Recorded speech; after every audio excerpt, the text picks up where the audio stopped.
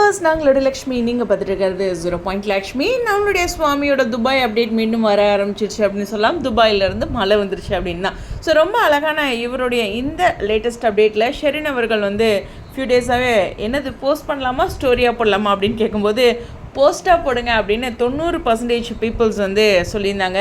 எனக்கு ஒரே ஒன்று என்னென்னா, இது சுவாமி அவரோட பேஜில் ஷேர் பண்ணால் இன்னும் வேகமாக ரீச் ஆகுமே அப்படிங்கிற ஒரு விஷயம் மட்டும் இருந்தது. பட் அவங்களுடைய அந்த டீல் என்னங்கிறது நமக்கு தெரியாமல் பேசக்கூடாதுன்றது தான் நானும் இதை பற்றி பதிவு பண்ணல. பட் இந்த ரீச் அந்த பேஜோட ரீச் ஆகல இல்லை ஷெரின் பேஜ், அதனால் அது தோணுச்சு. பட் இருந்தாலும் ஓகே, விஷயத்துக்கு வரலாம். இந்த இடத்துல செம ஸ்டைலிஷாக துபாயோட அப்டேட்ஸை வர ஆரம்பிச்சிருக்கு. நம்ம எக்கச்சக்கமான இந்த துபாயோட அப்டேட்ஸை பற்றி பேசும்போது எதிர்பார்ப்புகளோடு இருந்தோம். பிரவீன் மின்னட் சார் ஏன் போனார், வேறு ஏதாச்சும் துபாயில் இருக்கா அப்படிங்கிற ஒரு கேள்வி இன்னும் நமக்குள்ளே இருந்துட்டு தான் இருக்குது. பட் இருந்தாலும் ஒரே விஷயம் மட்டும் சொல்கிறேன், இன்டர்நேஷ்னல் மாடல் அப்படிங்கிற ஒரு அங்கீகாரத்தில் தான் இந்த அப்டேட்ஸ் வந்துட்டுருக்கு அப்படிங்கிற ஒரு புரிதல் நமக்குள்ளே இருக்கணும் அப்படிங்கிறது தான். எனிவேஸ், சுவாமியோட இந்த ஸ்டைலிஷான அப்டேட் நம்ம ஷேர் பண்ணி வைரலாக்கலாம். உங்களுடைய கருத்துக்கள் ஸ்டேடியம்.